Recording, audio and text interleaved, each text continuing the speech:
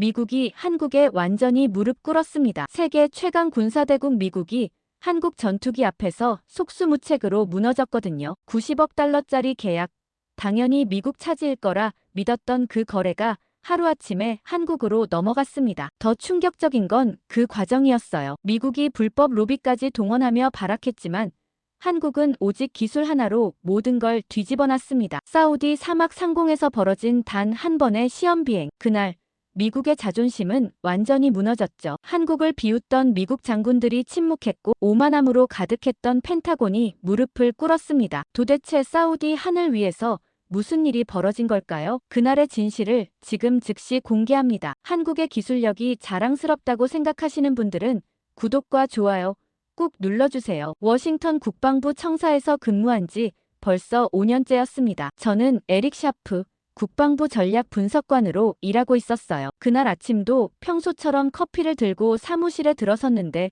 분위기가 심상치 않았습니다. 동료들이 모니터 앞에서 웅성거리고 있었거든요. 무슨 일이냐고 물으니 제임스가 흥분한 목소리로 말했어요. 에릭, 드디어 됐어. 사우디가 우리 F-35에 서명한다는군. 90억 달러짜리 대박이야. 저도 기뻤습니다. 이 계약은 지난 2년간 우리 부서가 공들여 준비한 프로젝트였거든요. 사우디는 중동 최대 무기 수입국이었고 이번 계약은 단순히 전투기 판매를 넘어서 향후 10년간의 전략적 파트너십을 보장하는 거였어요. 제임스가 어깨를 두드리며 말했습니다. 이번 주 금요일쯤 계약서에 사인 들어간다더군. 리야드에서 직접 날아온다는 얘기도 있어. 정말이야? 제가 물었죠. 물론이지. 부장님이 벌써 축하 파티 준비하라고 했어. 회의실에서는 이미 축하 분위기가 한창이었습니다. 상급자들이 모여서 샴페인 잔을 기울이고 있었어요. 부장이 유리잔을 들어올리며 말했습니다. 여러분 덕분입니다. 이번 계약으로 우리와 사우디의 동맹은 더욱 공고해질 겁니다. 중동 전체에 미국의 영향력이 확대되는 거죠. 박수 소리가 터져 나왔습니다. 저도 함께 박수를 쳤어요. 2년간의 노력이 결실을 맺는 순간이었으니까요. F-35는 우리가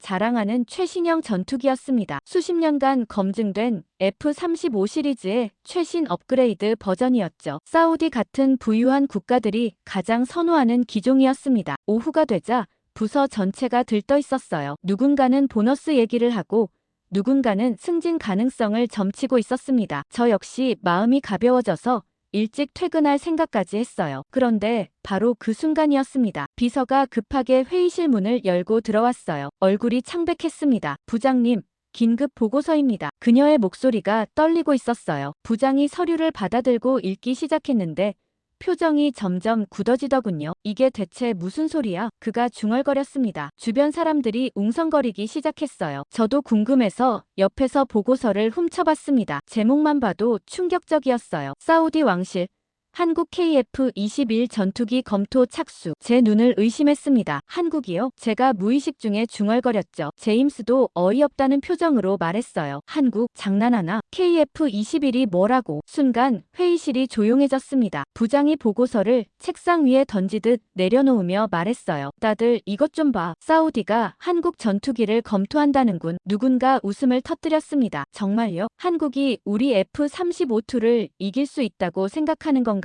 하지만 부장의 표정은 심각했습니다. 그는 보고서를 다시 집어들고 읽기 시작했어요. 저도 제자리로 돌아와서 컴퓨터로 긴급 보고서를 열어봤습니다. 내용이 더 구체적이었어요. 사우디 국방부가 공식적으로 한국 방위산업청에 KF-21 기술 자료를 요청했다는 거였습니다. 더 놀라운 건 사우디 왕실 인사들이 직접 한국을 방문해서 시험 비행을 참관할 예정이라는 것이었어요. 저는 미간을 찌푸렸습니다. KF-21이라면 한국이 독자 개발 중인 전투기였죠. 보라매라는 별명으로 불리는 기종이었어요. 하지만 제가 알기로는 아직 개발 단계였습니다. 실전 배치도 안 된 시제기에 불과했거든요. 왜 사우디가 검증도 안 된 전투기를 검토한다는 걸까요? 이해할 수 없었습니다. 저는 KF-21에 대한 자료를 검색해봤어요. 몇 가지 기사들이 나왔습니다. 한국이 수년간 공들여 개발한 4.5세대 전투기라는 내용이었죠. 스텔스 기능을 일부 적용했고 자체 개발한 AESA 레이더를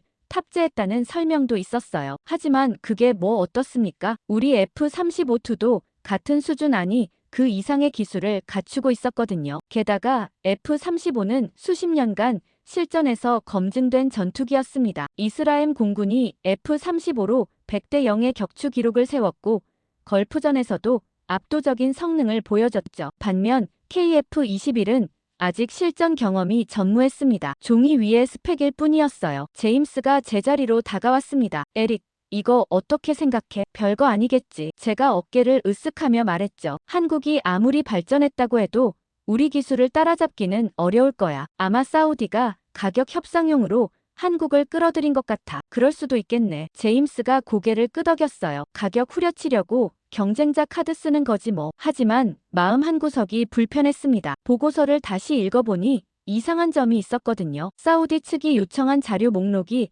단순히 가격이나 기본 성능만이 아니었어요. 기술 이전 조건, 유지보수 독립성, 소프트웨어 소스코드 공개 여부, 장기적 파트너십 가능성 같은 항목들이 포함되어 있었습니다. 이건 단순한 가격 비교가 아니었어요. 진지하게 대안을 검토하고 있다는 뜻이었죠. 저는 부장실로 향했습니다. 노크를 하고 들어가니 부장이 전화 통화 중이었어요. 네, 알겠습니다. 상황을 예의주시하겠습니다. 그가 수화기를 내려놓고 저를 봤습니다. 샤프, 무슨 일인가? 부장님, 이 보고서 봤습니다. 제가 서류를 가리키며 말했죠. 한국 전투기건 말입니다. 그래, 부장이 한숨을 쉬었어요. 골치 아픈 일이야. 하지만 제 생각엔 크게 걱정할 필요 없을 것 같습니다. 제가 조심스럽게 말했어요. KF-21은 아직 개발 단계고 실전 검증도 안 됐습니다. 사우디가 선택할 리 없죠. 부장이 고개를 끄덕이는 듯 했지만 표정은 여전히 굳어 있었습니다. 그렇게 생각하고 싶지만 워싱턴 상부에서 긴장하고 있어. 혹시 모를 변수에 대비하라는 지시가 내려왔거든. 변수요? 한국이 뭔가 우리가 모르는 카드를 가지고 있을 수도 있다는 거야. 부장이 창밖을 바라보며 말했어요. 요즘 한국 방산이 무서운 속도로 성장하고 있거든. 폴란드에 K 전차와 FA-50 전투기를 대량 수출했고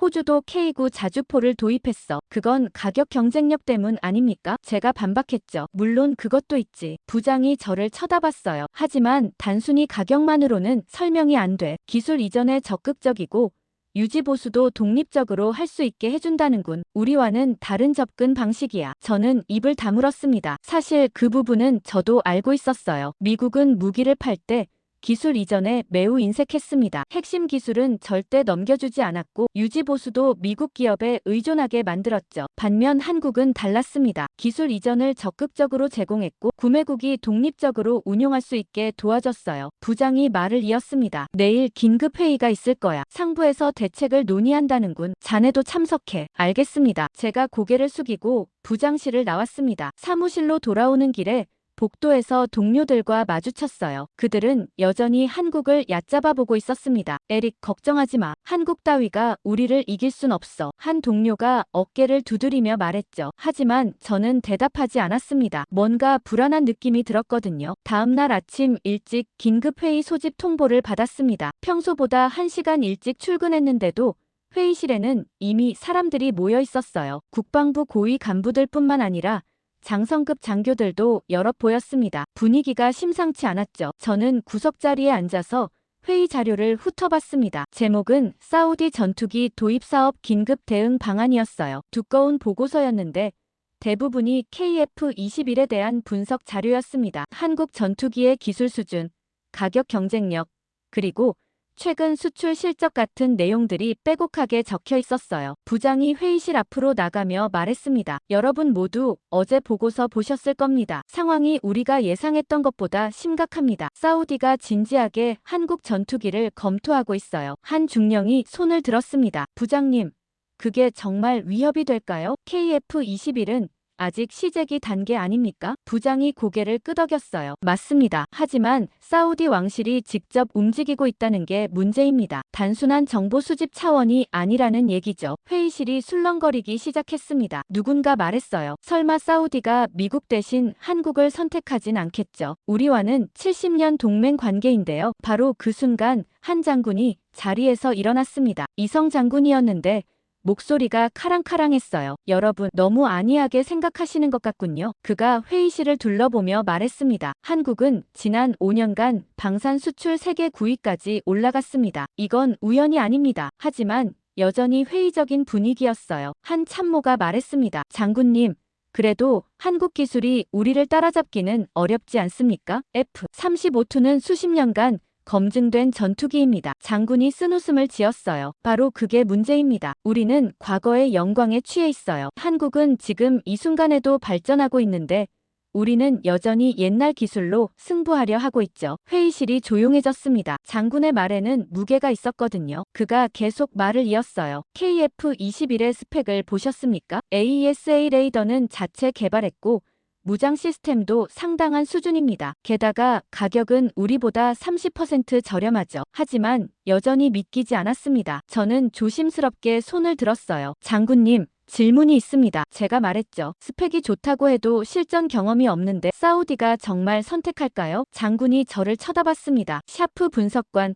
좋은 질문입니다. 하지만 한 가지 간과하고 계시는군요. 사우디는 실전 경험보다 다른 걸 중요하게 생각할 수도 있습니다. 뭘 말입니까? 기술 독립성입니다. 장군이 단호하게 말했어요. 사우디는 더 이상 미국에만 의존하고 싶어 하지 않습니다. 자체적으로 무기를 운용하고 유지 보수할 능력을 원하죠. 그게 바로 한국이 제시하는 카드입니다. 회의실에서 웅성거리는 소리가 커졌습니다. 부장이 손을 들어 조용히 시키고 말했어요. 그래서 오늘 중요한 결정을 내려야 합니다. 우리가 직접 확인해야 합니다. 한국이 정확히 무엇을 보여주려는지 말이죠. 한 간부가 물었습니다. 어떻게 확인한다는 겁니까? 부장이 저를 쳐다봤어요. 샤프 분석관이 직접 한국에 갑니다. 사천 공군기지에서 열리는 시험 비행을 참관하고 보고서를 작성할 겁니다. 순간 모든 시선이 제게 쏠렸습니다. 저는 당황스러웠어요. 부장님, 제가요? 네.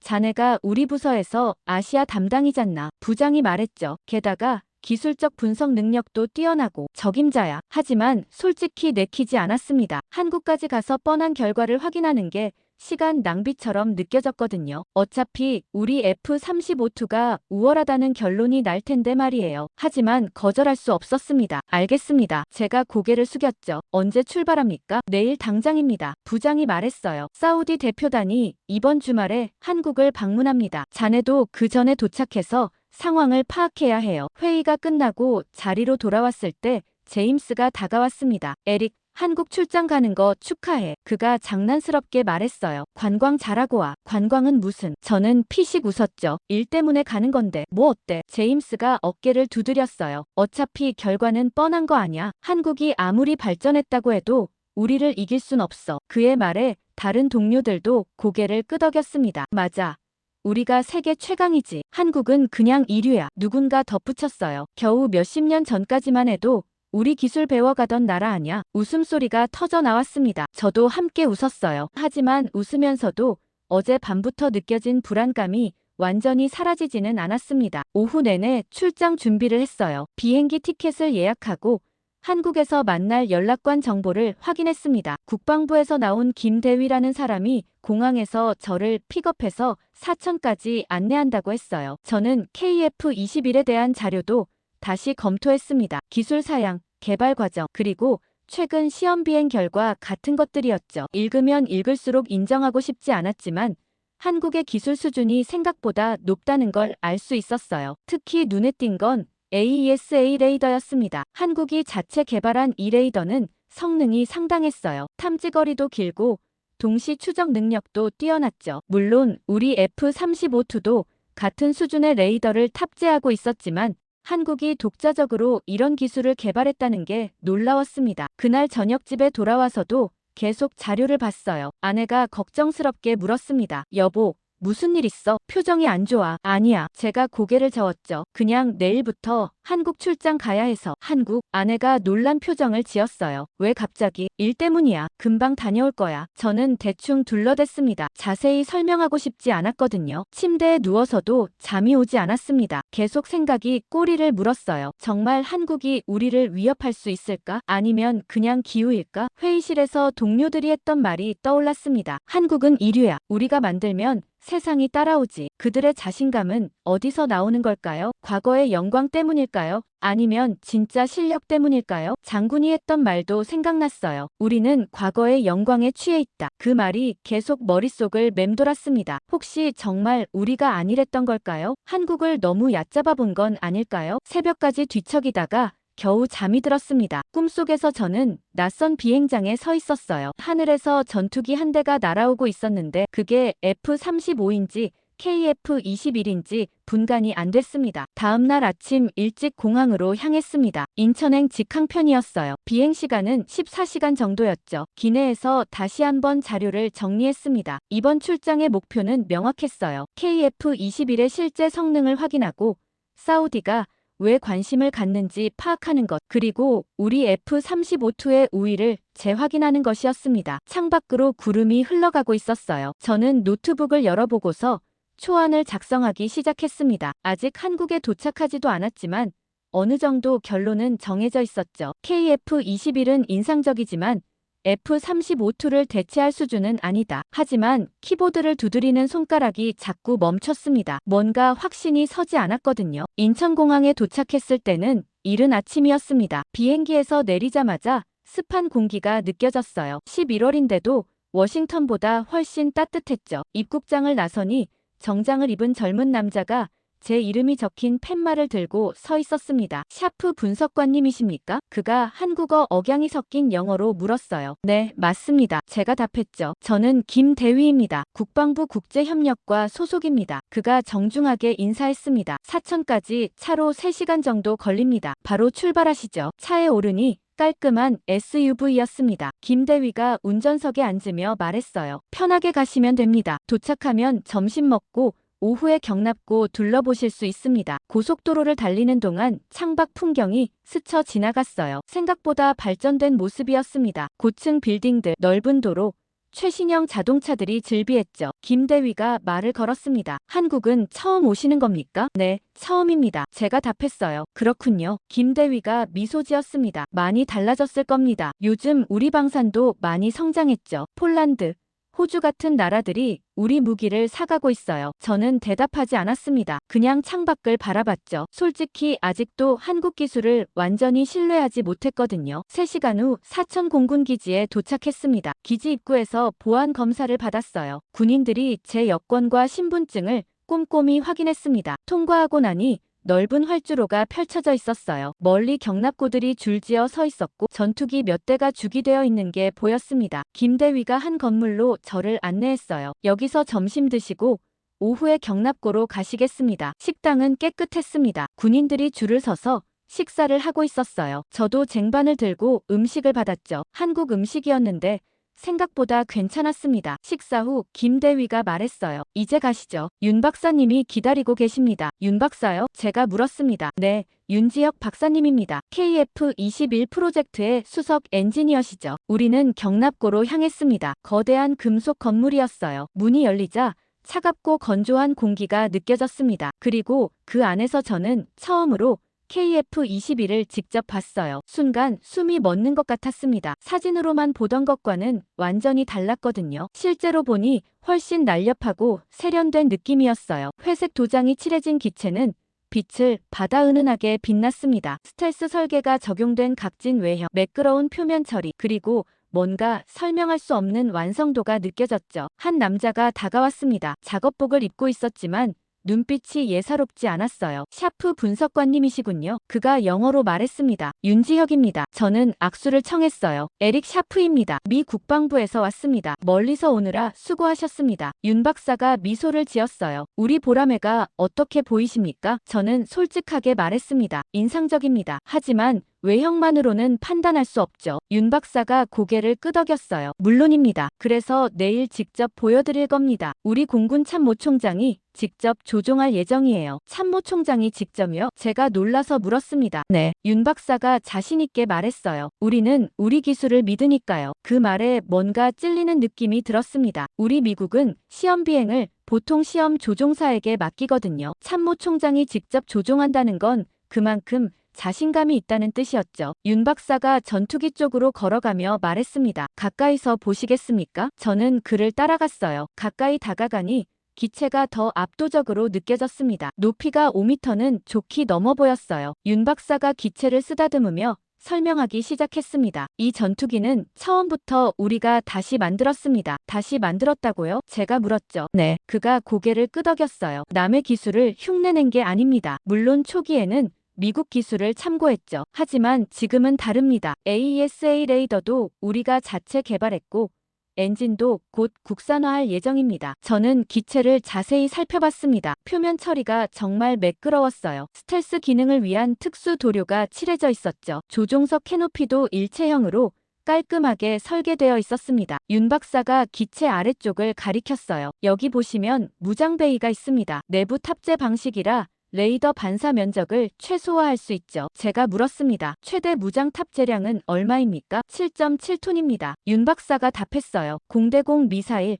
공대지 미사일, 정밀 유도, 폭탄 모두 운용 가능합니다. 저는 속으로 계산해봤어요. 우리 F-35-2의 무장 탑재량은 약 10톤 정도였습니다. 확실히 우리가 우위에 있었죠. 하지만 7.7톤도 결코 적은 양은 아니었어요. 윤 박사가 계속 설명했습니다. 최고 속도는 마하 1.8이고 전투 행동 반경은 1200km입니다. 그리고 가장 중요한 건 가격이죠. 대당 6,500만 달러 수준입니다. 제 귀를 의심했습니다. 6,500만 달러요? 우리 F-35-2는 대당 1억 달러가 넘었거든요. 거의 절반 가격이었어요. 네. 윤 박사가 미소 지었습니다. 가격 경쟁력도 우리의 강점입니다. 하지만 싸다고 해서 품질이 낮은 건 아닙니다. 제가 반박하고 싶었지만 입을 다물었습니다. 실제로 기체를 보니 품질이 결코 떨어져 보이지 않았거든요. 윤 박사가 조종석을 가리켰어요. 올라가 보시겠습니까? 가능합니까? 제가 놀라서 물었죠. 물론입니다. 그가 사다리를 가져왔습니다. 저는 조심스럽게 올라갔어요. 조종석 안을 들여다보니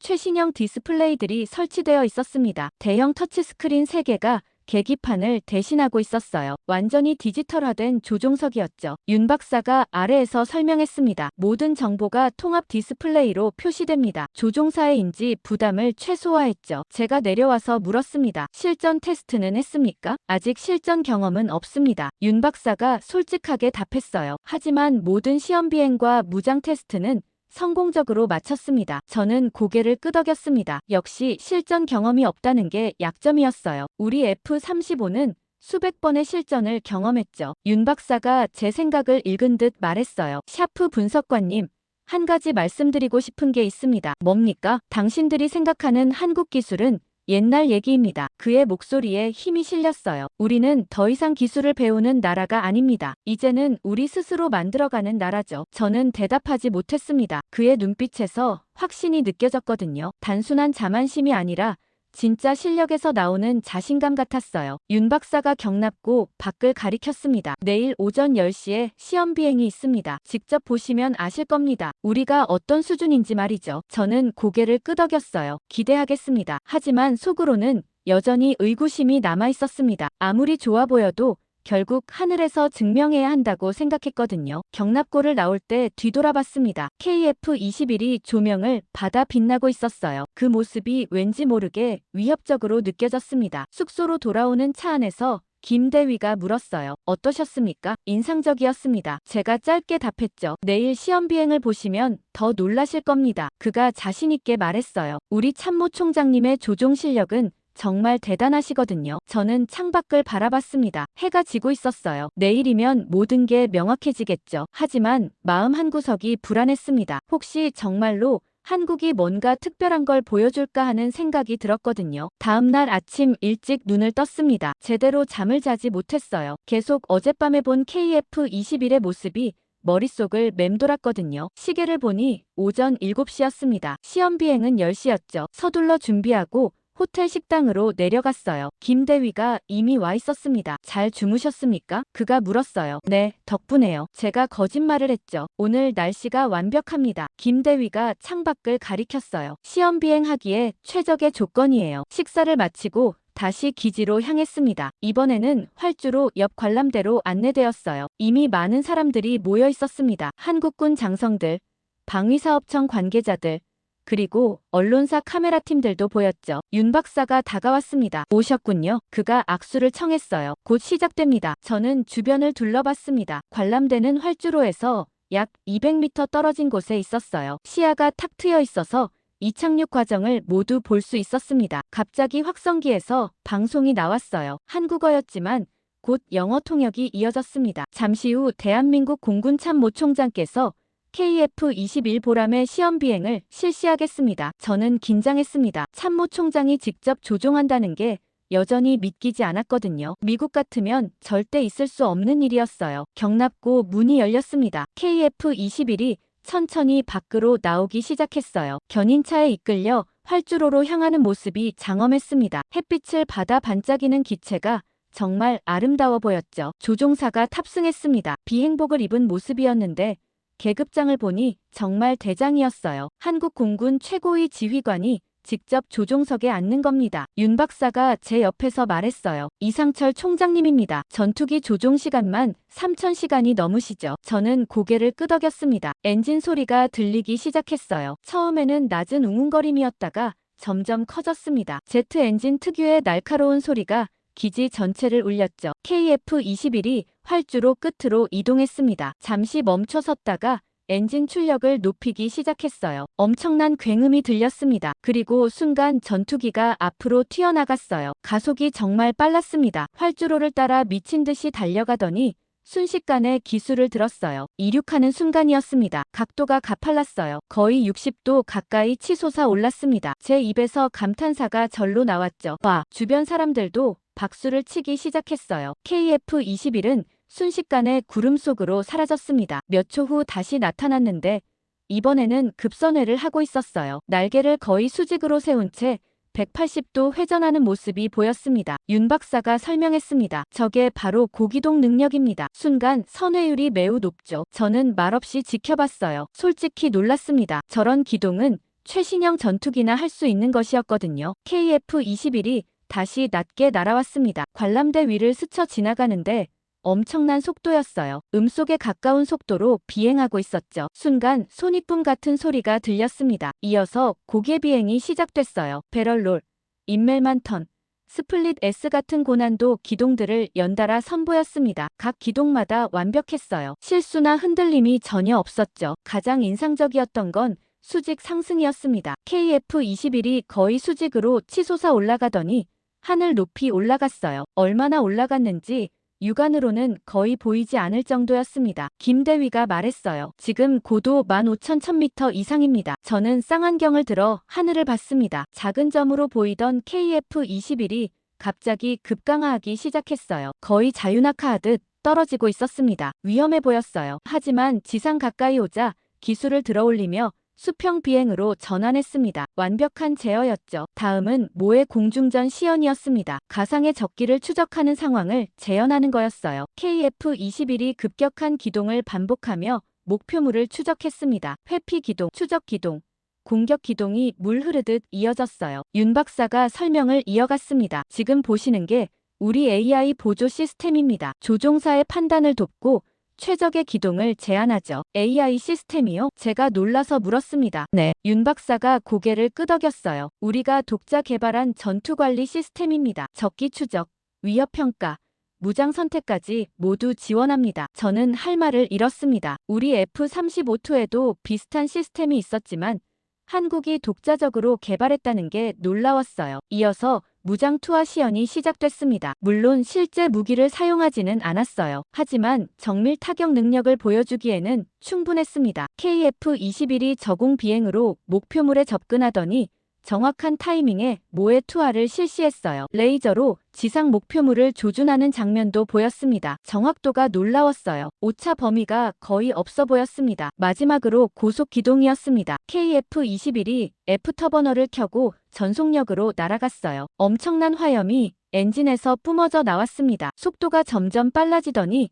순식간에 시야에서 사라졌죠. 몇 초 후 하늘 저편에서 다시 나타났습니다. 마하 1.8의 속도였다고 나중에 들었어요. 시험 비행이 끝나갈 무렵이었습니다. KF-21이 착륙 준비에 들어갔어요. 활주로에 접근하는 모습이 매우 안정적이었습니다. 바퀴가 지면에 닿는 순간 부드러운 착륙이었죠. 감속하며 활주로를 따라 이동하다가 완전히 멈춰 섰습니다. 박수 소리가 터져 나왔어요. 모든 사람들이 기립박수를 보내고 있었습니다. 저도 박수를 쳤어요. 인정할 수밖에 없었습니다. 방금 본 것은 단순한 시범 비행이 아니었어요. 선언이었습니다. 한국이 더 이상 기술 수입국이 아니라 기술 생산국이라는 선언 말이죠. 조종석에서 이상철 총장이 내렸습니다. 헬멧을 벗는 그의 얼굴에는 미소가 가득했어요. 주변 사람들이 축하 인사를 건넸고 카메라 플래시가 터졌습니다. 윤 박사가 제게 물었어요. 어떠셨습니까? 저는 솔직하게 답했습니다. 놀랐습니다. 예상보다 훨씬 뛰어났어요. 윤 박사가 미소 지었습니다. 이제 아시겠죠? 우리가 어떤 수준인지 말입니다. 저는 고개를 끄덕였어요. 하지만 동시에 불안감이 밀려왔습니다. 워싱턴에 돌아가서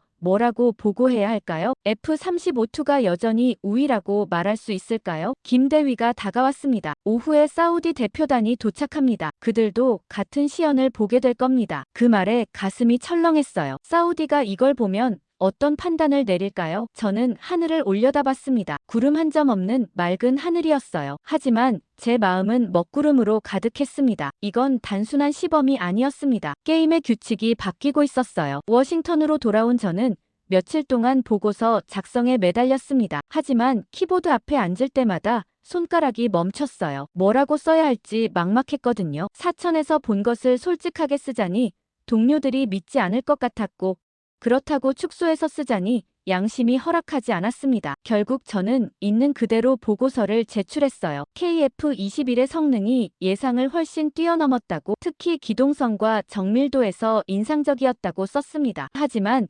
F-35G의 실전 경험과 검증된 신뢰성은 여전히 우위에 있다고 덧붙였죠. 부장실로 불려갔을 때 분위기는 차갑했습니다. 부장이 보고서를 책상 위에 던지듯 놓으며 말했어요. 샤프.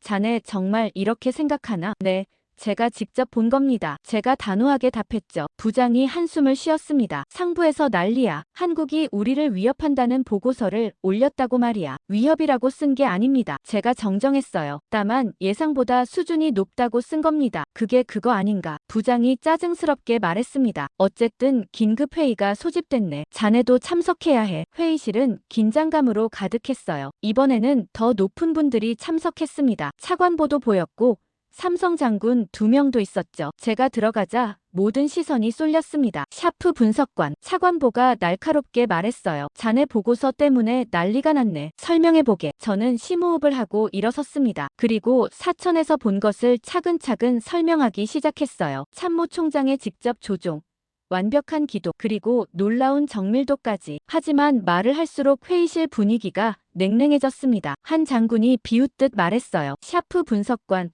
자네 혹시 한국에 매수당한 건 아닌가? 제 얼굴이 화끈거렸습니다. 절대 아닙니다. 제가 단호하게 말했죠. 저는 본 것을 사실대로 보고했을 뿐입니다. 또 다른 간부가 말했습니다. 한국 전투기가 아무리 잘 날아도 F-35G를 이길 순 없어요. 우리 전투기는 수십 년간 실전에서 검증됐습니다. 저도 그 점은 보고서에 썼습니다. 제가 대답했어요. 하지만 사우디가 그걸 어떻게 판단할지는 모르는 일입니다. 차관보가 테이블을 탁 쳤습니다. 그러니까 우리가 대책을 세워야 한다는 거 아닌가? 샤프.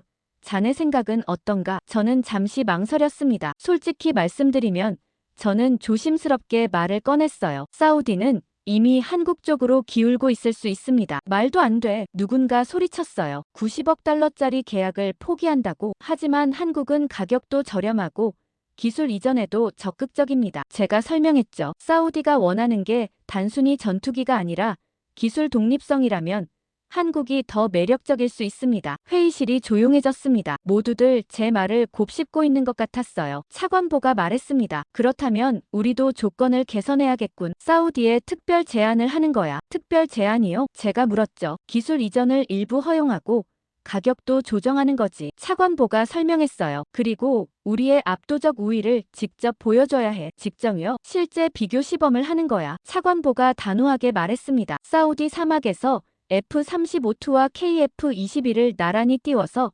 성능을 비교하는 거지. 회의실에서 웅성거림이 일었습니다. 누군가 말했어요. 그건 위험하지 않습니까? 만약 결과가 좋지 않으면요? 좋지 않을 리 없어. 한 장군이 자신있게 말했어요. 우리 F-35G가 압도적으로 이길 거야. 하지만 저는 확신이 서지 않았습니다. 사천에서 본 KF-21의 모습이 계속 떠올랐거든요. 며칠 후 공식 발표가 나왔습니다. 미국과 한국이 사우디에서 전투기 비교 시범을 실시한다는 내용이었어요. 언론들이 들끓기 시작했죠. 동료들은 여전히 낙관적이었습니다. 에릭, 걱정하지 마. 제임스가 어깨를 두드렸어요. 실전에서 보여주면 한국 따위는 상대도 안 돼. 하지만 저는 불안했습니다. 혹시 우리가 자만하고 있는 건 아닐까? 과거의 영광에 취해서 현실을 보지 못하는 건 아닐까? 한 달 후, 저는 다시 비행기에 올랐습니다. 이번 목적지는 사우디아라비아였어요. 리야드 공항에 도착했을 때는 한낮이었습니다. 뜨거운 사막의 열기가 느껴졌죠. 사우디 국방부에서 나온 관계자가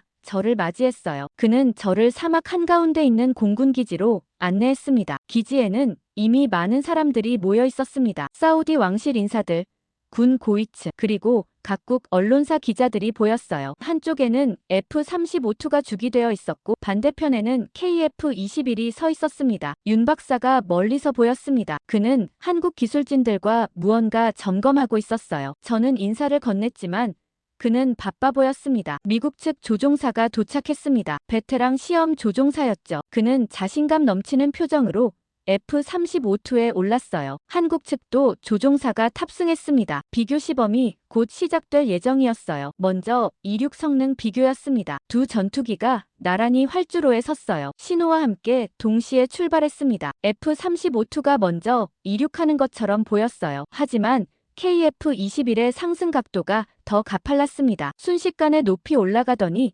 F-35를 추월했어요. 주변에서 탄성이 터져 나왔습니다. 저는 쌍안경으로 하늘을 봤어요. KF-21이 확실히 더 빨랐습니다. 다음은 기동성 비교였습니다. 두 전투기가 공중에서 다양한 기동을 펼쳤어요. 급선회, 배럴롤, 루프 같은 동작들이었죠. F-35도 훌륭했습니다. 역시 검증된 전투기답게 안정적인 비행을 보여줬어요. 하지만 KF-21은 더 날렵했습니다. 회전 반경이 더 작았고 기동 전환도 더 빨랐어요. 마치 하늘에서 춤을 추는 것 같았습니다. 정밀 타격 시연도 있었습니다. 지상의 모의 표적을 레이저로 조준하는 테스트였어요. F-35가 먼저 시도했습니다. 정확하게 명중시켰죠. 박수 소리가 났습니다. 하지만 KF-21은 더 빨랐습니다. 목표물 포착부터 조준까지 걸린 시간이 F-35보다 3초나 짧았어요. 사우디 군 관계자들이 고개를 끄덕이는 게 보였습니다. 마지막은 고속 비행이었습니다. 두 전투기가 전속력으로 날아갔어요. F-35가 먼저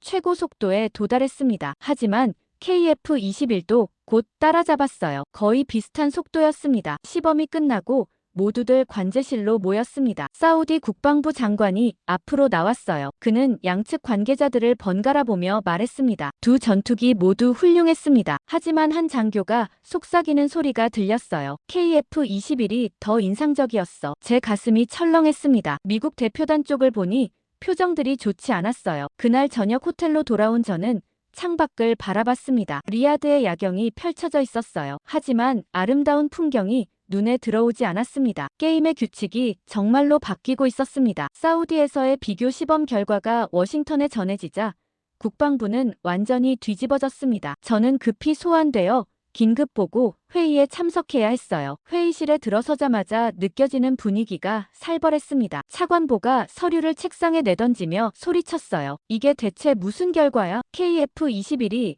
우리 F-35보다 나았다고. 저는 조심스럽게 입을 열었습니다. 모든 항목에서 이긴 건 아닙니다. 다만 기동성과 정밀도에서 우위를 보였을 뿐입니다. 우위를 보였다는 것만으로도 문제야. 한 장군이 테이블을 쳤어요. 90억 달러가 날아가고 있단 말이야. 부장이 저를 쳐다보며 물었습니다. 샤프, 솔직히 말해봐. 사우디가 어느 쪽을 선택할 것 같나? 저는 숨을 깊게 들이쉬었어요. 지금 추세대로라면 한국 쪽일 가능성이 높습니다. 회의실이 순간 조용해졌습니다. 모두가 제 말을 믿고 싶지 않은 표정이었죠. 차관보가 말했습니다. 그럼 우리가 뭔가 해야 한다는 얘기군. 지금 당장 말이야. 어떤 방법을 생각하십니까? 부장이 물었어요. 차관보의 눈빛이 날카로워졌습니다. 사우디를 설득해야지. 돈이든 조건이든 뭐든 동원해서 말이야. 한 간부가 조심스럽게 말했습니다. 기술 이전 조건을 더 개선하는 건 어떻습니까? 안 돼. 차관보가 단호하게 말했어요. 핵심 기술은 절대 넘겨줄 수 없어. 그럼 가격 인하는요? 그것도 한계가 있네. 차관보가 고개를 저었습니다. 한국보다 30% 비싼데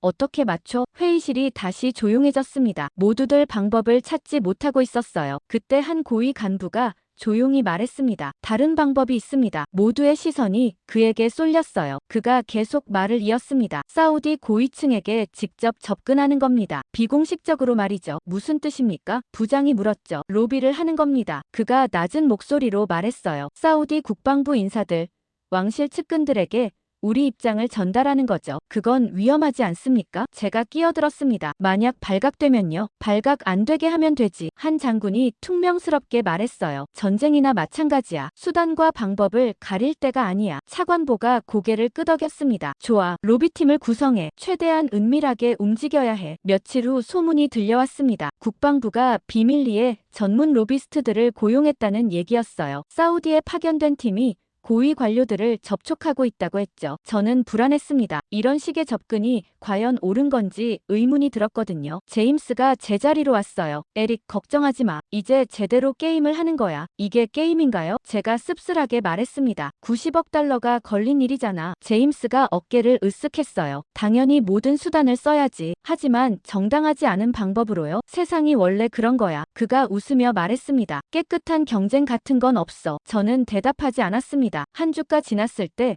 첫 번째 보고가 들어왔습니다. 로비팀이 사우디 국방부 차관을 만났다는 내용이었어요. 기술 이전비 명목으로 상당한 금액을 제시했다고 했습니다. 하지만 차관의 반응은 미지근했다고 했죠. 두 번째 시도도 있었습니다. 왕실 측근 중 한 명에게 접근했다는 보고였어요. 미국 유학 기회와 함께 특별 지원금을 약속했다고 했습니다. 저는 이런 보고들을 볼 때마다 마음이 무거웠습니다. 우리가 정말 이래야 하나? 기술로 경쟁해야 하는 거 아닌가? 그러던 어느 날 제임스가 급하게 제자리로 왔어요. 얼굴이 창백했습니다. 에릭, 큰일 났어. 무슨 일인데? 로비 현장이 노출됐어. 그가 떨리는 목소리로 말했어요. 감시 카메라에 찍혔다는군. 제 심장이 쿵 내려앉았습니다. 정말요? 한국 측 기술진이 우연히 발견했대. 제임스가 설명했어요. USB의 통화 기록까지 남아있었다는군. 저는 부장실로 달려갔습니다. 노크도 하지 않고 문을 열었어요. 부장이 전화 통화 중이었는데 표정이 심각했습니다. 알겠습니다. 최대한 수습하겠습니다. 그가 수화기를 내려놓고 저를 봤어요. 들었나? 네. 방금 들었습니다. 제가 답했죠. 어떻게 된 겁니까? 한국 기술진 중 하나가 회의실 근처를 지나가다가 발견했다는군. 부장이 한숨을 쉬었어요. 우리 로비스트들이 사우디 관료와 만나는 장면이 몽땅 녹화됐어. 제 머리가 복잡해졌습니다. 이건 국제적 스캔들이 될 수 있었어요. 한국 측은 어떻게 하려는 겁니까? 윤지혁이 직접 사우디 측에 전달했다더군. 부장이 씁쓸하게 말했습니다. 그들은 기술이 아니라 압박으로 우릴 움직이려 했다면서. 그날 저녁 사우디 언론에서 속보가 터졌습니다. 미국의 불법 로비 의혹이라는 제목이었어요. 한국 측이 제공한 증거 자료들이 공개되었고 감시 카메라 영상까지 보도되었습니다. 국방부는 즉시 대응에 나섰습니다. 공식 성명을 내고 사실관계를 부인했어요. 하지만 증거가 너무 명확했습니다. 며칠 후 사우디 정부가 공식 입장을 발표했습니다. 미국 측 로비 시도에 대해 깊은 유감을 표한다는 내용이었어요. 그리고 미국 대표단을 대상으로 조사에 착수한다고 밝혔습니다. 워싱턴은 패닉 상태였습니다. 차관보가 긴급 기자회견을 열어 해명했지만 소용없었어요. 이미 여론은 돌아섰습니다. 회의실에서 또 긴급 회의가 열렸습니다. 하지만 이번에는 분위기가 완전히 달랐어요. 모두들 침통한 표정이었습니다. 이제 어떻게 해야 합니까? 한 간부가 물었어요. 차관보가 고개를 저었습니다. 글쎄, 사우디가 회의석상에서 일방적으로 자리를 떠났다더군. 그 말은 제가 끼어들었습니다. 계약이 깨질 수도 있다는 뜻입니까? 차관보가 저를 쳐다봤습니다. 그보다 더 나쁠 수도 있네. 우리 신뢰도 자체가 바닥으로 떨어졌어. 회의가 끝나고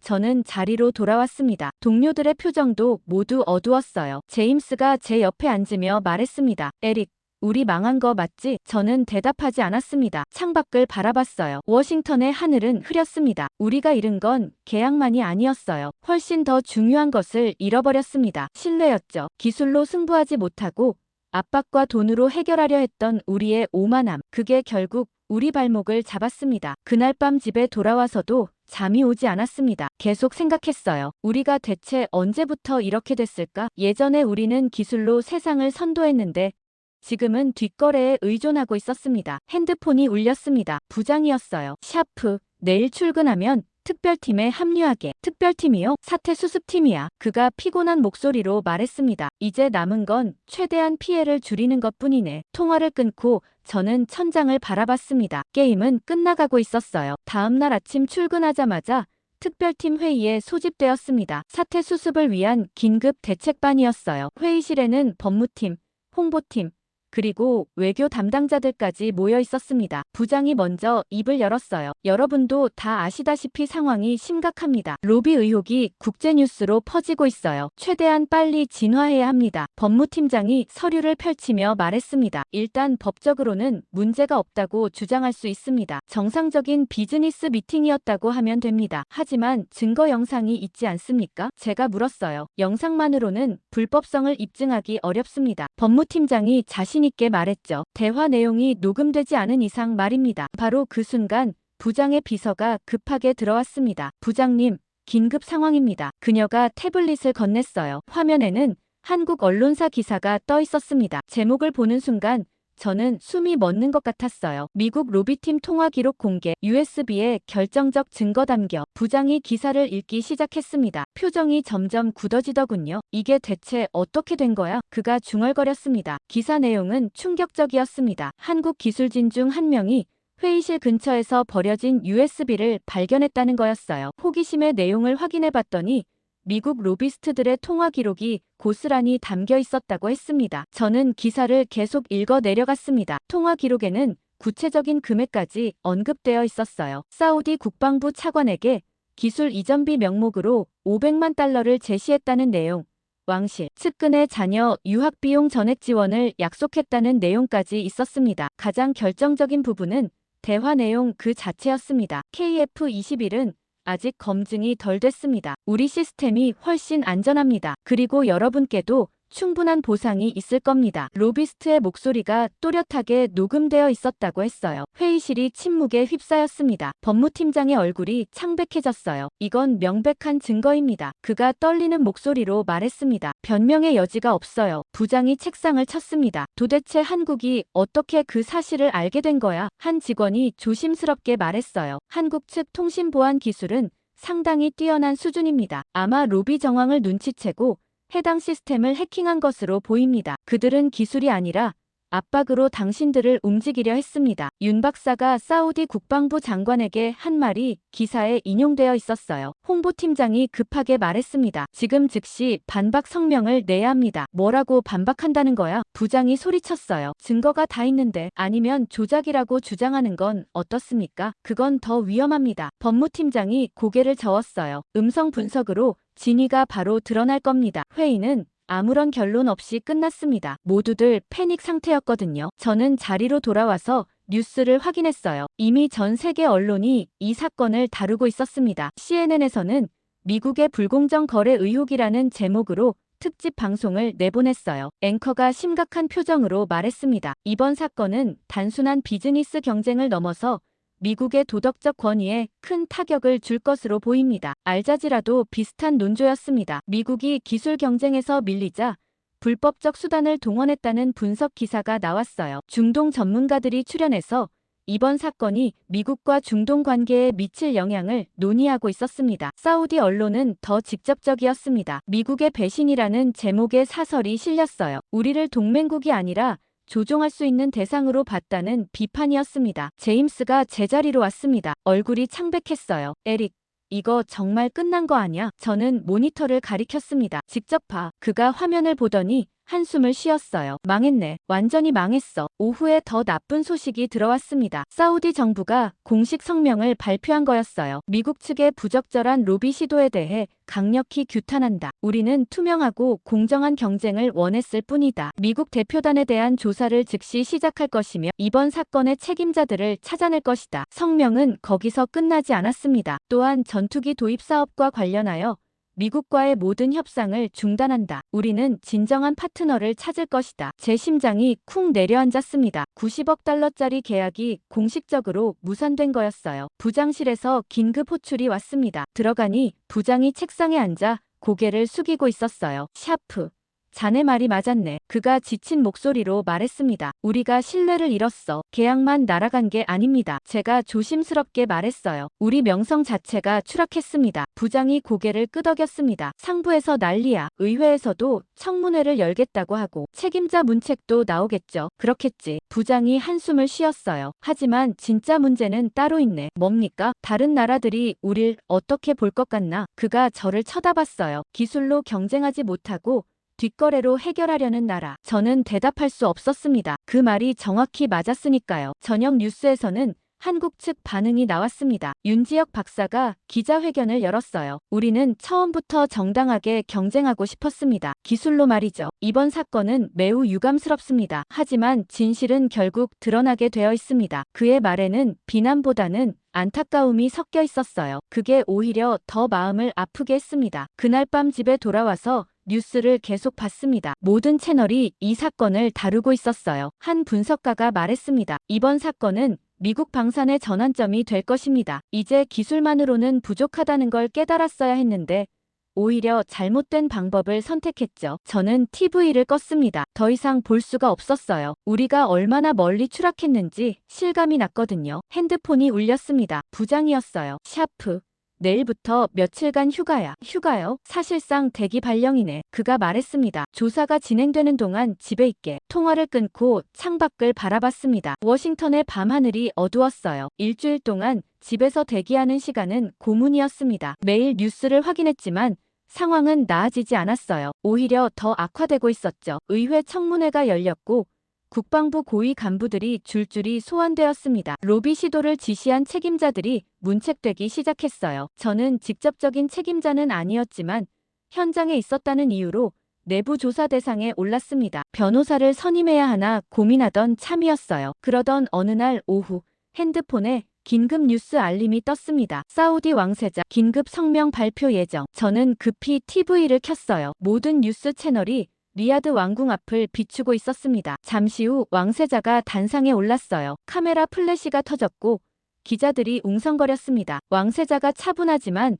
단호한 목소리로 말하기 시작했어요. 존경하는 국민 여러분, 그리고 국제사회 여러분, 저는 오늘 사우디아라비아의 중대한 결정을 발표하고자 합니다. 저는 화면에서 눈을 떼지 못했습니다. 지난 몇 주간 우리는 전투기 도입과 관련하여 많은 혼란을 겪었습니다. 불공정한 로비 시도, 압박, 그리고 우리의 주권을 무시하는 행위들이 있었습니다. 왕세자의 목소리에 힘이 실렸어요. 하지만 우리는 명확히 알게 되었습니다. 진정한 파트너가 누구인지 말입니다. 제 심장이 빨리 뛰기 시작했습니다. 우리는 신뢰를 선택합니다. 기술을 선택합니다. 그리고 투명성을 선택합니다. 왕세자가 잠시 멈췄다가 선언했어요. 사우디아라비아는 대한민국의 KF-21 전투기 도입을 확정합니다. 1차로 60대를 구매하며 향후 추가 도입도 검토할 것입니다. 저는 소파에 주저앉았습니다. 정말로 일어난 일이었어요. 90억 달러짜리 계약이 완전히 한국으로 넘어간 겁니다. 왕세자는 계속 말을 이었습니다. 한국은 우리에게 단순히 무기를 파는 것이 아닙니다. 기술을 이전하고 함께 성장하는 파트너십을 제안했습니다. 이것이 바로 우리가 원하던 관계입니다. 화면이 바뀌어 리야드 현장의 반응이 나왔어요. 사우디 국민들이 환호하고 있었습니다. 기자들도 흥분한 모습이었죠. CNN으로 채널을 돌렸습니다. 앵커가 심각한 표정으로 말하고 있었어요. 이는 미국 방산 역사상 가장 큰 패배 중 하나로 기록될 것입니다. 90억 달러 규모의 계약을 잃은 것은 물론 중동에서의 영향력 약화를 의미하기도 합니다. 전문가 패널이 출연해서 분석을 시작했습니다. 미국은 기술적 우위를 과신했습니다. 한국의 성장을 과소평가했죠. 더 큰 문제는 불공정한 방법을 사용했다는 점입니다. 이는 미국의 신뢰도에 치명타를 입혔습니다. 알자지라는 더 직설적이었습니다. 미국 패권의 종말이 시작됐다는 제목의 특집을 내보내고 있었어요. 중동 전문가가 말했습니다. 이번 사건은 상징적입니다. 더 이상 미국만이 유일한 선택지가 아니라는 것을 보여줬죠. 한국, 터키, 유럽 등 다양한 대안이 있습니다. 한국 뉴스도 확인해봤습니다. 서울은 축제 분위기였어요. 청와대 앞에 취재진이 몰려 있었고 방위사업청은 긴급 기자회견을 열고 있었습니다. 윤지혁 박사가 마이크 앞에 섰어요. 그의 얼굴에는 미소가 가득했습니다. 오늘은 대한민국 방산 역사에 새로운 장을 연 날입니다. 하지만 이것은 끝이 아니라 시작입니다. 우리는 사우디와 함께 더 나은 기술을 만들어갈 것입니다. 기자가 질문했습니다. 미국과의 경쟁에서 이긴 비결이 뭡니까? 윤 박사가 답했어요. 우리는 경쟁이라고 생각하지 않았습니다. 우리는 그저 최선을 다했을 뿐입니다. 투명하게, 정직하게 말이죠. 그의 말이 가슴에 와닿았습니다. 우리는 그러지 못했거든요. 핸드폰이 울렸습니다. 제임스였어요. 에릭 봤어? 네. 방금 봤어요. 제가 무거운 목소리로 답했습니다. 우리 완전히 진 거야. 제임스가 낙담한 목소리로 말했어요. 부장님이 사표 냈다던데. 정말요? 상부에서 책임 물었대. 그가 한숨을 쉬었습니다. 우리도 어떻게 될지 모르겠어. 통화를 끊고 다시 TV를 켰습니다. 이번에는 워싱턴 현장이었어요. 국방부 청사 앞에 기자들이 몰려 있었습니다. 대변인이 간단한 성명을 발표하고 있었어요. 사우디의 결정을 존중합니다. 우리는 여전히 중동의 안정과 평화를 위해 노력할 것입니다. 형식적인 말뿐이었습니다. 패배를 인정하는 성명이었죠. 의회 반응도 나왔습니다. 한 상원 의원이 카메라 앞에서 말했어요. 이는 국방부의 실책입니다. 철저한 조사가 필요합니다. 누가 불법 로비를 지시했는지, 왜 이런 일이 벌어졌는지 명확히 밝혀야 합니다. 저녁이 되자 분석 기사들이 쏟아지기 시작했습니다. 워싱턴 포스트는 미국 방산의 오만이 부른 참패라는 제목의 사설을 실었어요. 우리는 과거의 영광에 취해 현실을 보지 못했다. 한국의 기술 발전을 무시했고 정당한 경쟁 대신 뒷거래를 선택했다. 이번 패배는 당연한 결과다. 뉴욕타임스도 비슷한 논조였습니다. 한국의 승리는 기술만으로 이룬 것이 아니다. 투명성과 신뢰를 바탕으로 한 것이다. 미국은 이 교훈을 배워야 한다. 저는 노트북을 열어 소셜미디어를 확인했습니다. 전 세계 사람들이 이 사건에 대해 이야기하고 있었어요. 미국의 시대가 끝나가고 있다.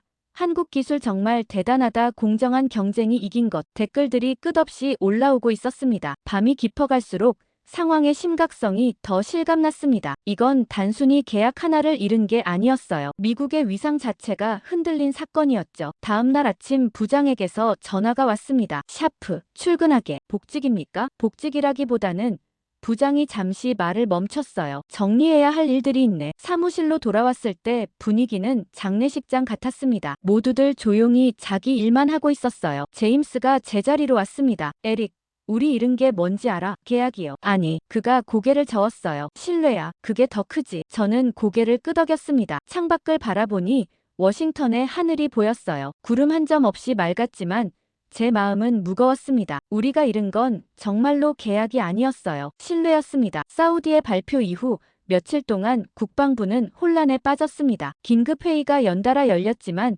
뚜렷한 대책은 나오지 않았어요. 이미 엎질러진 물이었으니까요. 저는 매일 사무실에 출근했지만 할 일이 거의 없었습니다. 사우디 프로젝트는 완전히 종료됐고 저는 새로운 업무를 배정받지 못한 상태였죠. 사실상 대기 발령과 다름없었어요. 일주일 후 펜타곤 대회의실에서 전체 회의가 소집되었습니다. 국방부 고위 간부들이 모두 참석한 자리였어요. 분위기는 무겁고 침울했습니다. 회의실 앞쪽에는 장군들이 앉아 있었고 뒤쪽에는 저 같은 실무자들이 자리를 잡았습니다. 삼성 장군이 단상에 올라 말하기 시작했어요. 여러분, 우리는 중대한 실패를 경험했습니다. 그의 목소리는 낮고 무거웠어요. 90억 달러 계약 상실은 금전적 손실을 넘어섭니다. 우리의 명성과 신뢰도에 큰 타격을 입었죠. 회의실이 조용했습니다. 모두들 고개를 숙이고 있었어요. 장군이 계속 말을 이었습니다. 하지만 더 심각한 문제가 있습니다. 한국이라는 경쟁자가 본격적으로 부상했다는 점입니다. 한 대령이 손을 들었어요. 장군님,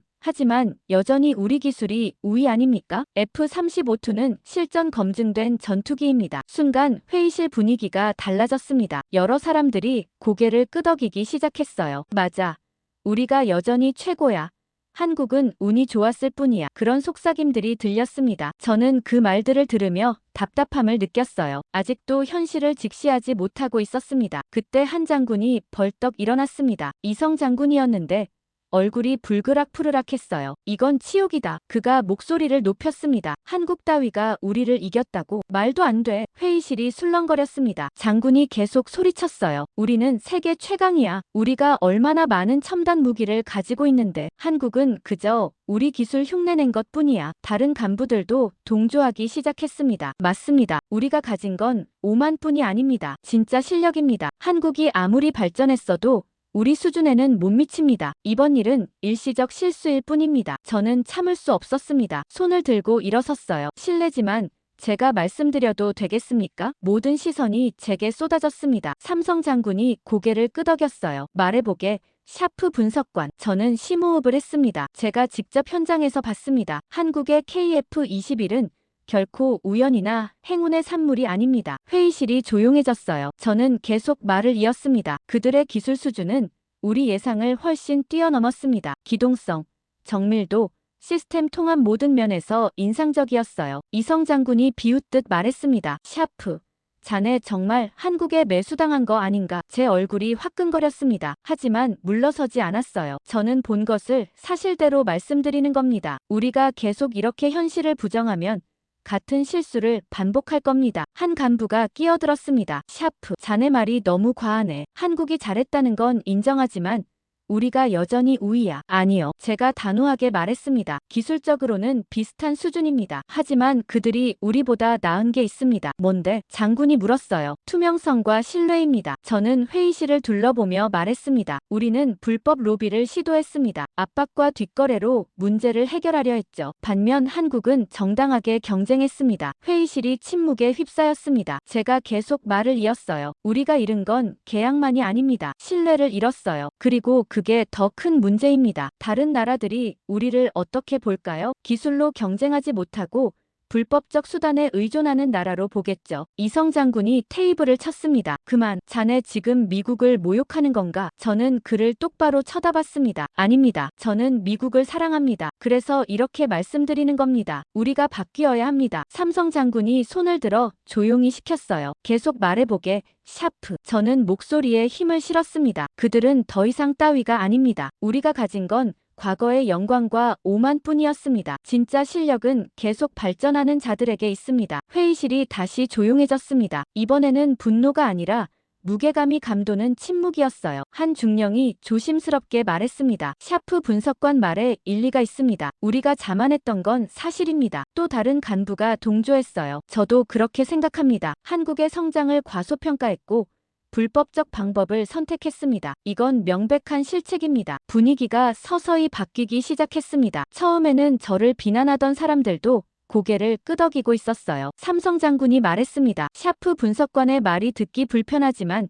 진실입니다. 우리는 반성해야 합니다. 하지만 이성 장군은 여전히 화가 나 있었어요. 반성? 우리가 한국에게 반성한다고? 말도 안 돼. 그가 자리에서 일어나 회의실을 나가버렸습니다. 몇몇 사람들이 그를 따라 나갔어요. 하지만 대부분은 자리에 남았습니다. 삼성 장군이 한숨을 쉬었어요. 여러분, 현실을 직시합시다. 우리는 패배했습니다. 그리고 그 원인은 우리 자신에게 있습니다. 회의는 그렇게 끝났습니다. 무거운 침묵 속에서 사람들이 하나둘 자리를 떠났어요. 저는 자리에 앉아 한동안 움직이지 못했습니다. 제임스가 다가왔습니다. 에릭, 용감했어. 하지만 조심해. 적을 많이 만들었을 거야. 저는 어깨를 으쓱했습니다. 누군가는 말해야 했어요. 그날 저녁 집에 돌아와 뉴스를 켰습니다. 여전히 사우디 계약 소식이 주요 뉴스였어요. 한 전문가가 분석하고 있었습니다. 이번 사건은 미국 방산에 경종을 울렸습니다. 기술 개발에 더 투자하고 공정한 경쟁을 해야 합니다. 과거의 방식으로는 더 이상 통하지 않습니다. 저는 고개를 끄덕였어요. 정확한 분석이었습니다. 핸드폰이 울렸습니다. 모르는 번호였어요. 받아보니 부장이었습니다. 샤프. 오늘 회의에서 한 말 잘 들었네. 용기 있는 발언이었어. 감사합니다. 하지만 자네 말이 맞아. 부장이 한숨을 쉬었어요. 우리가 바뀌어야 해. 통화를 끊고 창밖을 바라봤습니다. 워싱턴의 밤이 깊어가고 있었어요. 하지만 어딘가에서는 새로운 아침이 시작되고 있었습니다. 회의 이후 며칠은 조용히 지나갔습니다. 저는 여전히 사무실에 출근했지만 새로운 프로젝트에 배정되지 않았어요. 동료들은 저를 보는 시선이 복잡했습니다. 어떤 이들은 존경의 눈빛을 보냈고 어떤 이들은 불편해했죠. 저는 신경 쓰지 않으려 했습니다. 어느 날 아침 이메일을 확인하던 중 낯선 발신자로부터 메일이 한 통 도착했습니다. 발신자 이름을 보는 순간 깜짝 놀랐어요. 윤지혁이었습니다. 저는 메일을 열어봤습니다. 제목은 간단했어요. 초대, 샤프 분석관님께. 저는 한국에서 윤지혁입니다. 사천에서 배웠죠. 메일을 읽으며 저는 가슴이 두근거렸습니다. 최근 일어난 일들에 대해 유감스럽게 생각합니다. 하지만 저는 당신이 회의에서 했던 발언을 들었습니다. 용기 있는 말씀이었습니다. 제가 그 발언을 어떻게 알았을까 의아했어요. 아마 언론을 통해 흘러나간 것 같았습니다. 만약 당신이 진심으로 알고 싶다면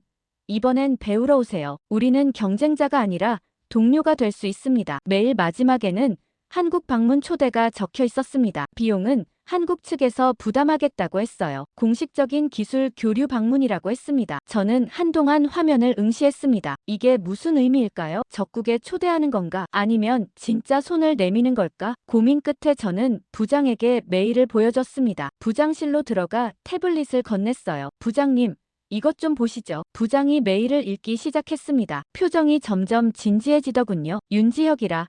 그가 중얼거렸습니다. KF-21 프로젝트의 핵심 인물이지. 어떻게 해야 할까요? 제가 물었습니다. 부장이 잠시 생각하더니 말했어요. 가보게. 정말입니까? 지금 우리한테 필요한 건 배우는 자세야. 부장이 단호하게 말했습니다. 자네가 직접 보고 배워와. 그게 우리가 할 수 있는 최선이네. 이틀 후 저는 인천행 비행기에 다시 올랐습니다. 이번에는 기분이 달랐어요. 조사하러 가는 게 아니라 배우러 가는 거였으니까요. 인천공항에 도착하니 김대위가 다시 저를 맞이했습니다. 다시 오셨군요. 그가 미소 지으며 말했어요. 이번엔 관광객처럼 편하게 오셨죠? 저는 쓸쓸히 웃었습니다.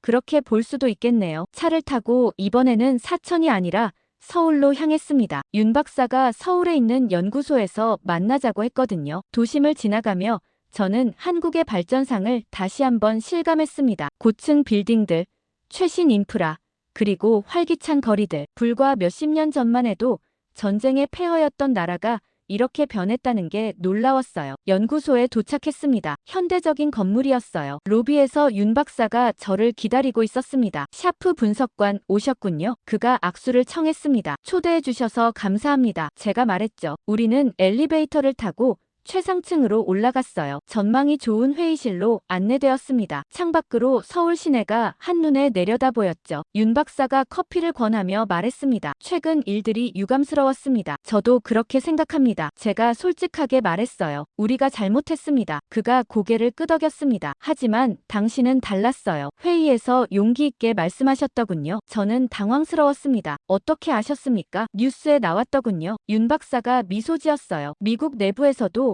반성의 목소리가 나온다고요. 저는 창밖을 바라봤습니다. 그냥 사실을 말했을 뿐입니다. 그게 쉬운 일이 아니죠. 윤 박사가 말했습니다. 특히 당신 같은 위치에서는 말이에요. 우리는 잠시 침묵했습니다. 윤 박사가 먼저 말을 꺼냈어요. 샤프 분석관. 저는 당신을 적으로 생각하지 않습니다. 저도 마찬가지입니다. 제가 답했죠. 우리는 같은 목표를 가지고 있어요. 윤 박사가 진지하게 말했습니다. 더 나은 기술을 만드는 것, 그리고 평화를 지키는 것이죠. 제 가슴이 뭉클해졌습니다. 그의 말이 진심으로 느껴졌거든요. 그래서 당신을 초대했습니다. 윤 박사가 계속 말했어요. 우리가 어떻게 여기까지 왔는지 보여드리고 싶었습니다. 그는 일어나서 벽에 걸린 사진들을 가리켰어요. KF-21 개발 과정이 담긴 사진들이었습니다. 10년 전 사진부터 시작됐어요. 우리는 아무것도 없었습니다. 윤 박사가 첫 번째 사진을 가리키며 말했습니다. 기술도 경험도 심지어 자신감도 없었죠. 그런데 어떻게 성공하셨습니까? 제가 물었습니다. 우리는 배웠습니다. 그가 답했어요. 미국에서도 배우고 유럽에서도 배웠죠. 하지만 가장 중요한 건 우리 스스로 연구했다는 겁니다. 그는 다음 사진으로 넘어갔습니다. 엔지니어들이 밤늦게까지 일하는 모습이었어요. 실패를 두려워하지 않았습니다. 윤 박사가 말했습니다. 수백 번의 시행착오가 있었죠. 하지만 그때마다 배우고 개선했습니다. 저는 사진들을 보며 감동받았습니다. 그들의 열정이 느껴졌거든요. 윤 박사가 저를 돌아보며 말했습니다. 샤프 분석관. 우리는 전투기를 팔기 위해 만든 게 아닙니다. 그럼 왜 만드신 겁니까? 지키기 위해서입니다. 그가 단호하게 말했어요. 우리나라를, 우리 국민을 지키기 위해서죠. 그 한마디가 제 마음을 흔들었습니다. 우리는 언제부턴가 전투기를 팔기 위해 만들고 있었어요. 이익을 위해서 말이죠. 하지만 본질을 잊고 있었던 겁니다. 윤 박사가 계속 말했습니다. 그래서 우리는 기술 이전에 적극적입니다. 돈보다 중요한 게 있으니까요. 뭡니까? 함께 성장하는 겁니다. 그가 미소 지었어요. 사우디가 강해지면 우리도 강해집니다. 그게 진짜 파트너십이죠. 저는 할 말을 잃었습니다. 우리와는 완전히 다른 철학이었어요. 우리는 기술을 독점하려 했지만 그들은 나누려 했습니다. 윤 박사가 창밖을 가리켰습니다. 저 도시가 보이시죠? 70년 전에는 폐허였습니다. 하지만 우리는 일어났어요. 어떻게요? 배웠기 때문입니다. 그가 저를 똑바로 쳐다봤어요. 미국도 그럴 수 있습니다. 그의 말에 희망이 느껴졌습니다. 샤프 분석관, 당신이 진심으로 배우고 싶다면 우리는 기꺼이 도울 겁니다. 왜 그러시는 겁니까? 제가 물었죠. 우리는 적인데요. 우리는 적이 아닙니다. 윤 박사가 단호하게 말했습니다. 우리는 같은 하늘을 나는 사람들이에요. 그날 저녁 호텔로 돌아와 윤 박사의 말을 곱씹었습니다. 진짜 동맹이 무엇인지 깨닫게 된 하루였어요. 한국에서 일주일을 보낸 후 워싱턴으로 돌아왔습니다. 머릿속이 복잡했어요. 윤 박사와의 대화, 한국 엔지니어들의 열정, 그리고 그들의 철학이 계속 맴돌았습니다. 돌아온 다음 날 부장실로 불려갔습니다. 부장 외에도 몇 명의 고위 간부들이 있었어요. 어떻게 됐나? 부장이 물었습니다. 저는 심호흡을 하고 보고를 시작했습니다. 한국의 기술 수준은 우리가 생각한 것보다 훨씬 높습니다. 그리고 그들의 접근 방식은 우리와 근본적으로 다릅니다. 어떻게 다른가? 한 간부가 물었어요. 그들은 기술을 독점하지 않습니다. 제가 설명했죠. 오히려 적극적으로 이전하고 함께 성장하려 합니다. 그게 그들의 강점이에요. 회의실이 조용해졌습니다. 부장이 말했어요. 자네 생각은 어떤가? 저는 잠시 망설였습니다. 솔직히 말씀드리면 우리가 그들에게 배워야 합니다. 배운다고? 한 간부가 눈살을 찌푸렸어요. 우리가 한국에게, 네, 제가 단호하게 말했습니다. 기술뿐 아니라 그들의 철학까지 배워야 합니다. 며칠 후 더 큰 회의가 소집되었습니다. 이번에는 차관보도 참석했어요. 펜타곤 대회의실이 사람들로 가득 찼습니다. 저는 다시 한번 한국 방문 결과를 발표해야 했습니다. 준비한 프레젠테이션을 시작했어요. 한국의 기술 혁신, 투명한 협력 방식, 그리고 장기적 파트너십 전략에 대해 설명했습니다. 발표가 끝나자 질문이 쏟아졌습니다. 샤프. 그래서 우리가 뭘 해야 한다는 건가? 차관보가 물었어요. 저는 화면을 다음 슬라이드로 넘겼습니다. 이제 우리는 그들에게 배워야 합니다. 제가 말했죠. 기술 개발 방식부터 협력 철학까지 모든 것을 말입니다. 회의실이 웅성거리기 시작했습니다. 누군가 소리쳤어요. 말도 안 돼. 우리가 한국에게 배우자고. 저는 그 사람을 똑바로 쳐다봤습니다. 네, 배워야 합니다. 우리가 졌으니까요. 순간 회의실이 조용해졌어요. 제가 계속 말을 이었습니다. 우리는 기술적 우위를 과신했습니다. 협력보다는 독점을 선택했고 투명성보다는 불투명함을 택했죠. 그 결과가 사우디 계약 실패입니다. 한 장군이 일어섰습니다. 샤프.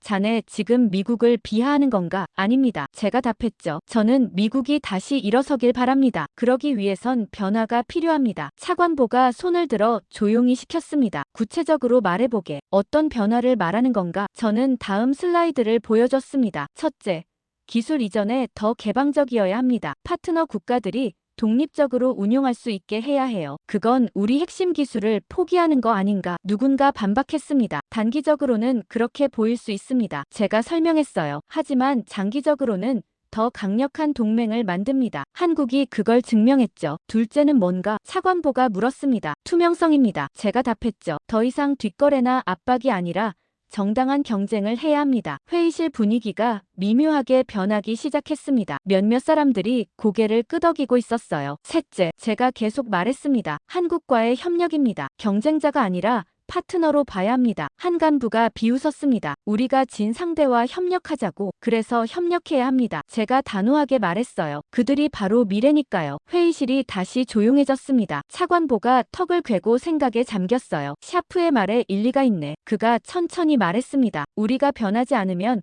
같은 실패를 반복할 겁니다. 하지만 여전히 반대하는 목소리들이 있었습니다. 차관보님, 이건 우리 자존심 문제입니다. 한 장군이 말했어요. 한국에게 손을 내미는 건 굴욕이에요. 자존심이 중요한가? 미래가 중요한가? 차관보가 날카롭게 되물었습니다. 우리가 계속 과거에 머물면 더 큰 굴욕을 당할 겁니다. 회의실이 긴 침묵에 휩싸였습니다. 모두들 고민하고 있는 게 느껴졌어요. 부장이 일어서서 말했습니다. 저는 샤프의 제안을 지지합니다. 한국과의 협력팀을 구성하고 기술 교류 프로그램을 시작해야 합니다. 한 중령도 손을 들었어요. 저도 동의합니다. 이대로는 안 됩니다. 점점 더 많은 사람들이 동조하기 시작했습니다. 반대하던 사람들도 침묵으로 바뀌었어요. 차관보가 결정을 내렸습니다. 좋아, 협력팀을 구성하겠네. 샤프. 자네가 책임자를 맡게. 저는 깜짝 놀랐습니다. 제가요? 자네가 적임자야. 차관보가 말했어요. 한국 측과도 이미 신뢰관계를 구축했고. 감사합니다. 제가 고개를 숙였습니다. 최선을 다하겠습니다. 회의가 끝나고 복도로 나왔을 때 여러 사람들이 축하 인사를 건넸습니다. 하지만 여전히 차갑게 쳐다보는 사람들도 있었어요. 제임스가 다가왔습니다. 에릭, 축하해. 하지만 쉽지 않을 거야. 알아. 제가 답했죠. 하지만 해야 할 일이야. 그날 저녁 부장이 저를 따로 불렀습니다. 샤프, 이건 쉬운 길이 아닐 걸세. 알고 있습니다. 많은 반대에 부딪힐 거야. 부장이 걱정스럽게 말했어요. 심지어 의회에서도 문제 삼을 수 있어. 그래도 해야 합니다. 제가 단호하게 말했습니다. 우리 미래를 위해서요. 부장이 제 어깨를 두드렸습니다. 자네를 믿네. 그날 밤 집에 돌아와 윤 박사에게 이메일을 썼습니다. 협력 제안을 받아들이겠다는 내용이었어요. 그리고 한미 공동기술 교류 프로그램을 시작하고 싶다고 했습니다. 몇 시간 후 답장이 왔습니다. 기쁜 소식입니다. 우리는 준비되어 있습니다. 함께 더 나은 미래를 만들어 갑시다. 저는 창밖을 바라봤습니다. 워싱턴의 밤하늘에 별들이 빛나고 있었어요. 새로운 시작이었습니다. 어렵고 험난한 길이겠지만 올바른 길이라는 확신이 들었습니다. 다음 날 아침 사무실에 출근하니 제 책상에 새로운 명패가 놓여 있었습니다. 한미기술협력팀 팀장 제임스가 웃으며 말했어요. 이제 진짜 시작이네. 네. 저는 고개를 끄덕였습니다. 이제 진짜 동맹을 만들 시간이에요. 그렇게 새로운 장이 열렸습니다. 경쟁이 아니라 협력으로, 독점이 아니라 공유로, 과거가 아니라 미래로 나아가는 길이었어요. 한 달이 흘렀습니다. 한미기술협력팀을 꾸리고 실제 프로그램을 가동하기까지 수많은 장애물이 있었어요. 의회 청문회, 내부 반대, 예산 문제까지. 하지만 하나씩 해결해 나갔습니다. 그리고 드디어 오늘 한미 공동기술교류 프로그램 현판식이 열리는 날이었어요. 저는 다시 한국으로 향하는 비행기에 올랐습니다. 이번에는 혼자가 아니었어요. 미국 공군 조종사 5명, 엔지니어 10명, 그리고 국방부 관계자들이 함께였습니다. 모두 회의적인 표정이었지만 적어도 마음을 열고 있었죠. 인천공항에 도착하니 김 대위가 반갑게 맞이했습니다. 샤프 팀장님, 다시 오신 걸 환영합니다. 이번엔 대규모 방문단이시네요. 네, 본격적인 협력의 시작입니다. 제가 미소 지으며 답했습니다. 우리는 사천 공군기지로 향했습니다. 차 안에서 미국 조종사 중 한 명이 말했어요. 샤프 팀장, 솔직히 아직도 믿기지 않습니다. 우리가 한국에서 배운다는 게요. 저도 처음엔 그랬습니다. 제가 솔직하게 말했죠. 하지만 직접 보면 생각이 바뀔 겁니다. 기지에 도착하니 윤 박사가 기다리고 있었습니다. 그의 옆에는 한국 공군 장교들과 엔지니어들이 줄지어 서 있었어요. 샤프 팀장, 그리고 미국 팀 여러분 환영합니다. 윤 박사가 악수를 청했습니다. 오늘부터 우리는 진짜 파트너가 됩니다. 현판식은 경납고 앞 광장에서 열렸습니다. 한미 양국 국기가 나란히 펄럭이고 있었어요. 단상에는 KF-21과 F-35-2가 나란히 주기되어 있었습니다. 상징적인 장면이었죠. 한국 국방부 장관이 먼저 연설을 시작했습니다. 오늘은 역사적인 날입니다. 한국과 미국이 경쟁을 넘어 협력으로 나아가는 첫걸음입니다. 박수 소리가 터져 나왔습니다. 이어서 미국 대사가 연설했어요. 우리는 과거의 실수에서 배웠습니다. 진정한 동맹은 일방적 관계가 아니라 상호 존중과 협력에서 나온다는 것을 말입니다. 저는 관중석에 앉아 이 장면을 지켜봤습니다. 가슴이 뭉클했어요. 몇 달 전만 해도 상상할 수 없었던 광경이었으니까요. 드디어 현판 제막식이 시작되었습니다. 윤 박사와 제가 함께 단상에 올랐어요. 한미 공동 기술 교류 프로그램이라고 쓰인 현판이 천으로 덮여 있었습니다. 샤프 팀장, 함께 하시죠. 윤 박사가 미소 지으며 말했습니다. 우리는 동시에 천을 잡아당겼습니다. 현판이 드러나는 순간 박수와 환호가 터져 나왔어요. 카메라 플래시가 번쩍였고 양국 국가가 울려 퍼졌습니다. 저는 윤 박사와 악수를 나눴습니다. 이제 진짜 동맹이군요. 제가 말했죠. 그렇습니다. 윤 박사가 고개를 끄덕였어요. 이제 시작입니다. 현판식 후 경납고 투어가 시작되었습니다. 미국 팀원들이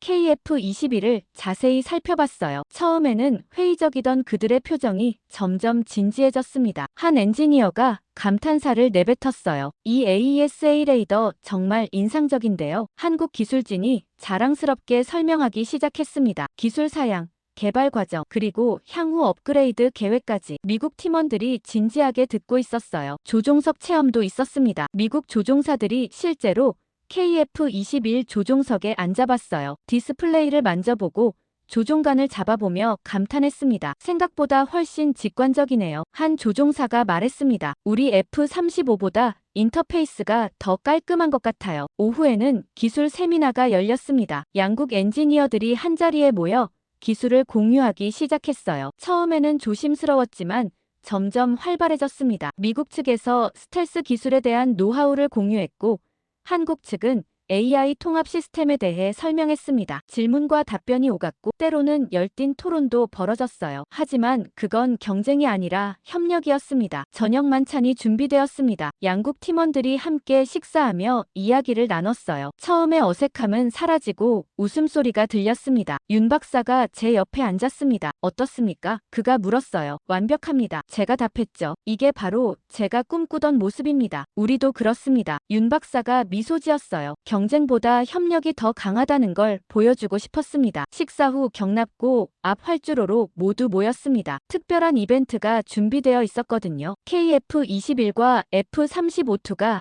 함께 편대 비행을 한다는 것이었습니다. 두 전투기가 활주로에 나란히 섰습니다. 엔진 소리가 울려 퍼지기 시작했어요. 그리고 동시에 이륙했습니다. 두 전투기가 나란히 하늘로 치솟아 올랐어요. 완벽한 동조였습니다. 하늘 위에서 아름다운 편대 비행이 펼쳐졌습니다. 서로를 보완하며 날아가는 모습이 감동적이었어요. 이게 바로 협력이구나. 제 옆에 있던 미국 조종사가 중얼거렸습니다. 경쟁이 아니라 함께 나는 거군요. 저는 고개를 끄덕였습니다. 그렇습니다. 이게 진짜 동맹이에요. 두 전투기가 착륙했습니다. 조종사들이 내려와 서로 악수를 나눴어요. 미국 조종사와 한국 조종사가 어깨를 두드리며 웃고 있었습니다. 윤 박사가 제게 다가왔습니다. 샤프 팀장, 이제 알겠습니까? 뭘 말입니까? 하늘의 주인은 이제 배운 자들이라는 것을요. 그가 미소 지으며 말했습니다. 과거에 안주하지 않고 계속 배우는 자들 말입니다. 제가 하늘을 올려다봤습니다. 석양이 지고 있었어요. KF-21과 F-35-2가